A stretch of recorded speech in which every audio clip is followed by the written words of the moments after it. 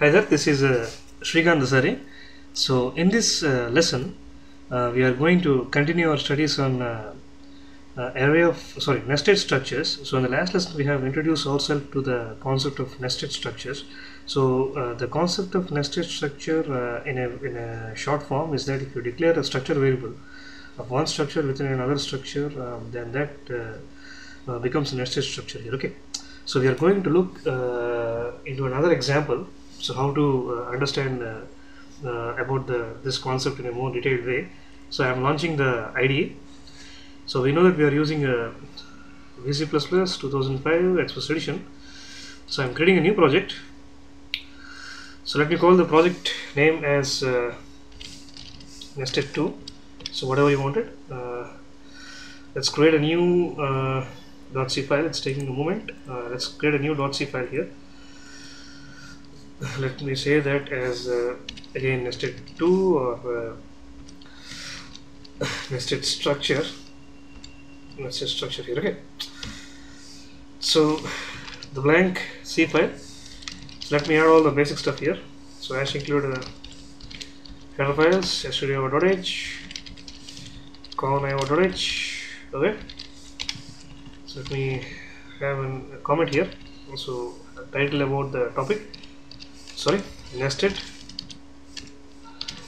structures with an example. Okay, so let me take the main function. So all the basic stuff here. So get ch. Okay, so here we go. So we have just taken a couple of header files and main and ch to make the output stand still. I have just run the program. Okay, so everything goes well, it runs. Now just let's increase the font size also, so such that it views in a better way. Okay. Okay. So now first let us take a structure here. Let's say struct date. Okay. So let's name the date structure as date here. Okay. So let's say like int day. So I'm taking very simple variables here, and int month and int year. So why? So if you want, you can take it in a detailed way. Day, month. So whatever the variable we are taking, it should be in a specific readable format. Understandability is very important when you're writing code. Okay, so I have ended the structure with our semicolon. Okay, so now I am taking another structure, struct data. Okay, so the sole purpose of this structure is that it consists of normal data like roll number and char, a name of 20 or 50 or whatever you wanted, just to store the name. And also let's say let's say also float percentage here. Okay, so this structure consists of a float percentage. So now what I'm doing is I'm taking yet another structure, the third structure, excuse me. Let's say this as employee. So let's use a type def also, since we're going to create a variable for this structure to access the other structures also. So type def struct employee emp. So I named the structure. Now what I'm going to do is I'm going to create the variables so of the previously defined structures in this employee structure here. Okay, so let me say struct date. So let's say date as d, object of date as d, or else you can say dob for date of birth, and you can create another variable. Let's say struct date, date of birth and date of joining. You can say doj for date of joining. Let's set a comment for obtaining. I'm writing a meaningful comment here. For obtaining date of birth or storing excuse me, or for storing date of birth here. So date of birth, and this one for date of joining. so every student typically consists of date of joining in that school or organization. So for storing, let's say storing, for storing date of joining here. Okay, so let's remove the obtaining also, since we are storing the data. So for storing, right. So now we have created two different structures, like one is for date, one is for data. So typical data for student consists of roll number, name and percentage, and date consists of members as day, month and year. So in our sorry, I have made a blunder mistake. So let me take this as a student structure here. Okay, so here we are intended to develop a student structure, or else we can make another example for employee also. Now date of birth and date of joining, and so in our main structure, or else you can say that the student structure, we have created the objects for those previously defined structures here. Okay, so in the main, what I'm going to do is, so now I'm creating an object for our student structure, stu, that name is stu here. So stu s1, right? So now I have created the object, sorry, variable variable for our student structure. Okay, so we have total 3 structures here. So in the last structure or third structure student, we have defined an objects for both previously defined structures. Now with the help of this s1 variable, structure variable of our student, I am going to access the previously defined data here. Okay, so type so I missed the keyword type here, so that's the reason it's not showing. So s1 dot, okay. So here also I have unable to left the semicolon here. Okay, so s1 dot, so everything went well. So to s1, let's say s1 dot dog, date of birth dot dd, or else date is equal to 1, let's say 1. Okay, so in the same way, in order to access the date of birth object, dob, date of birth, let's say 1 excuse me, a month, so month is equal to some 4. Okay, so let's say again s1 dot, I'm accessing this date structure. Okay, so from this student structure variable, which is s1 here. Okay, so dot year is equal to so let's say 1990 here. Okay, so what I've done is I have taken a structure variable for a student s1, and with the help of this structure variable, I am accessing this date structure, and I'm just storing some value for the date of birth here. Okay, so since I'm lazy enough, I'm taking another my so m y mm, or else let's say td mm and yy or let's say dmy, 3 different variables just to hold these values, date of birth values. D is equal to, again d is equal to, again d is equal to here. Okay, yeah. So just taken 3 different date, month and year.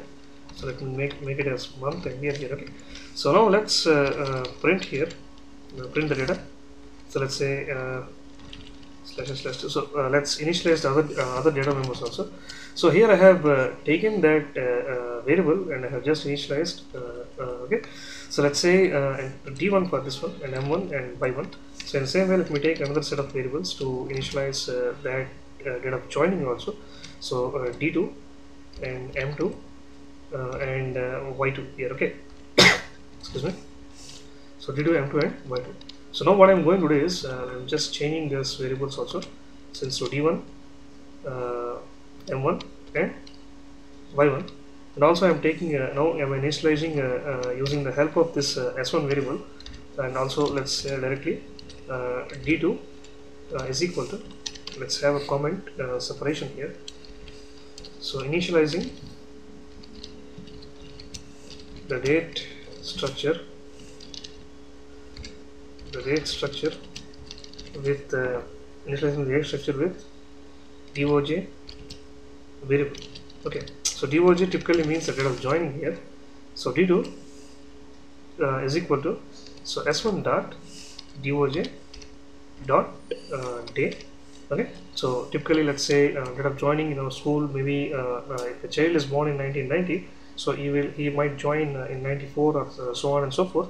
Let's say 1, or else typically the admissions are some 10, whatever you wanted here. Okay, so in the same way, m2 is equal to, so s1 dot doj dot month is equal to, let's say typically the admissions goes on June every in India at least, and y2 is equal to the year of joining, or the year in which the child might have joined in that school or respective college. Year is equal to some 1994. If it's the school, admission will goes on the 4th year of that of his age, according to age here. Let's say another comment also, initializing. So initializing the date structure. Initializing the date structure with the date of birth, DOB, date of birth variable. Okay.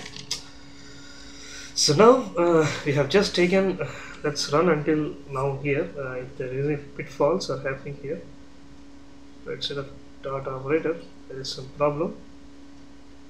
Function style cast is not allowed. That's what they are saying here. Function style cast. What we have done. So now DOB dot.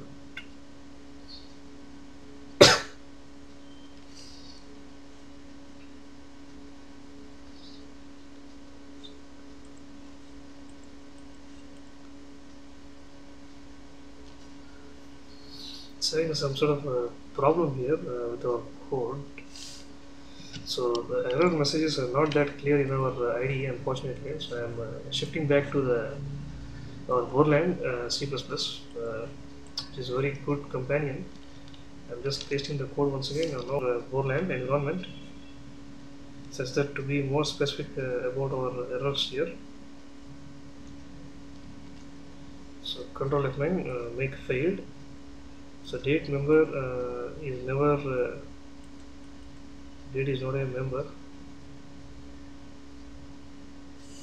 Oh my goodness, I have done a blunder mistake here. Let me go back here. So since it's day, so it's not day here. That might be there. Okay. So everything went well. We have just successfully initialized these both structures. Date structure with both the variables here. So now what I'm going to do is.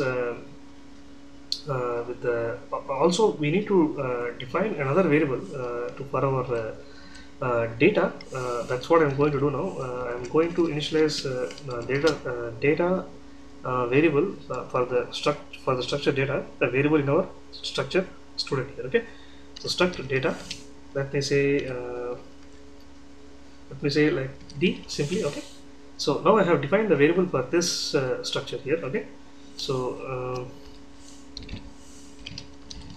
variable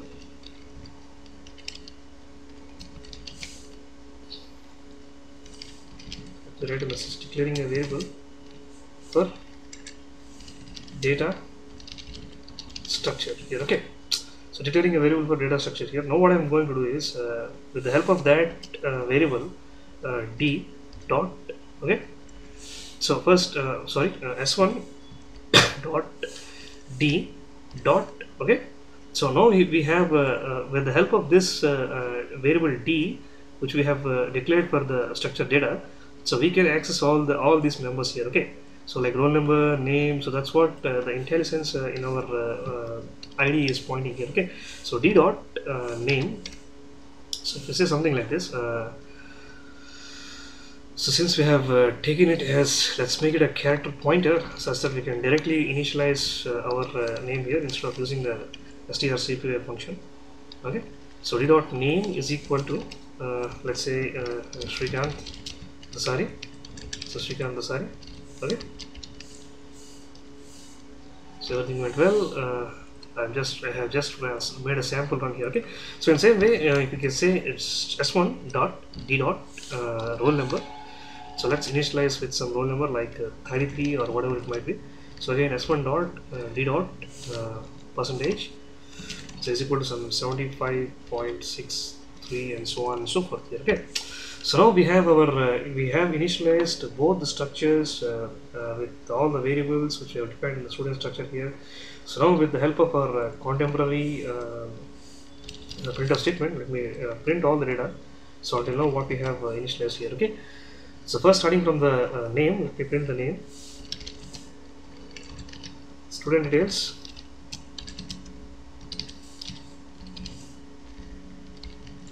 okay. So let me say printf /n/d slash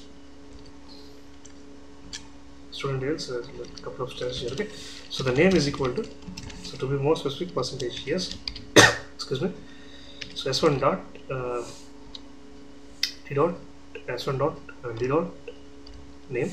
Okay, so if you have any doubt, if you run until now, so you get the name here. Okay, so whatever the name we have initialized, which is Srikant Dasari, using our both the variables. The first variable leads to this structure student, and the second variable for this data, and using that variable we need to access the this name member here. Okay, so in the same way you can keep on printing the data whichever we have initialized, printf /n/t. So I'm using these many slash t's here because to make our viewable percentage d comma, so s1 dot d dot roll number. Okay, so printf /n/n /t/t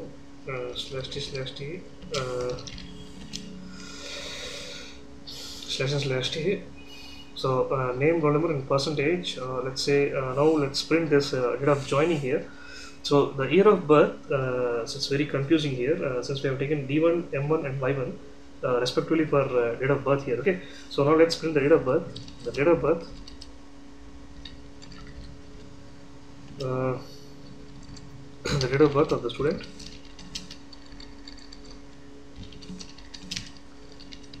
So date of birth of the student is equal to let's say percentage d hyphen percentage d hyphen. So just I'm printing in a colorful format here. So that goes like this: d1 comma m1 comma y1. Okay, so in the same way if you just copy the entire thing and paste it over here, in the same way you can have the date of joining of the student. Let's make the small change. The date of joining of the student, this goes like this, which is d2, m2 and y2. Okay, so then the last but not the least, we have a percentage. Since we have printed the name and roll number, and now let's print the percentage. The percentage, so is equal to percentage here comma, so s1 dot d dot percentage here. Okay, so now we have all the data whichever we have initialized using all our nested structures and defined various variables printed with the help of our okay, so let's have a comment here. So outputting excuse me, so outputting the data stored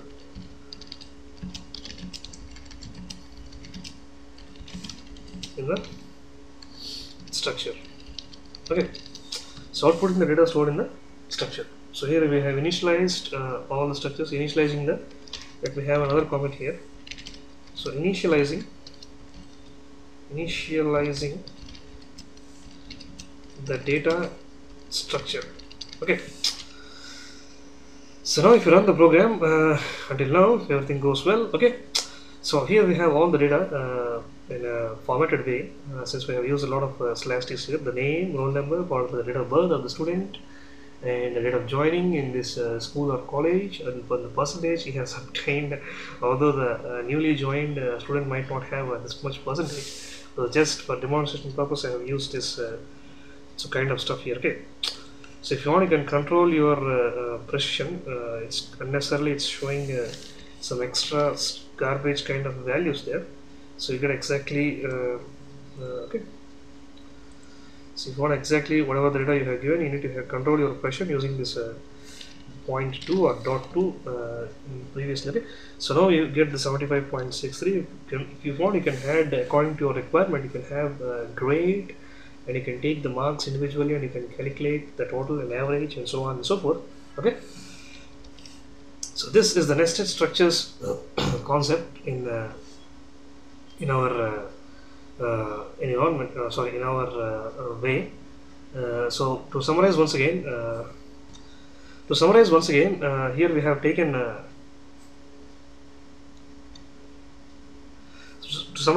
Here we have taken the two structures, initially: struct data, struct date, and data. So okay, typically the date consists of the day, month, and year, and so on and so forth. And data consists of the typical data for every student, which holds the roll number, name, and percentage. And the type of structure. Here we have taken another structure for storing the for defining the objects or variables here. Okay, so that's the sole purpose of this structure. We have created two objects for our date structure here, and for the data structure data, we have created another variable. And now using our syntax, since first we have created the structure variable for student, which is S1. With the help of that S1 and with the help of this DOB object for storing the date of birth, we have stored the date of birth for a single student here. Okay. And we have initialized all the stuff, and finally we have outputted the data using our printf statement. Okay. So this is the basic stuff about the nested structures concept. So how to implement that in our C programming language. So see you in the next lesson. Goodbye.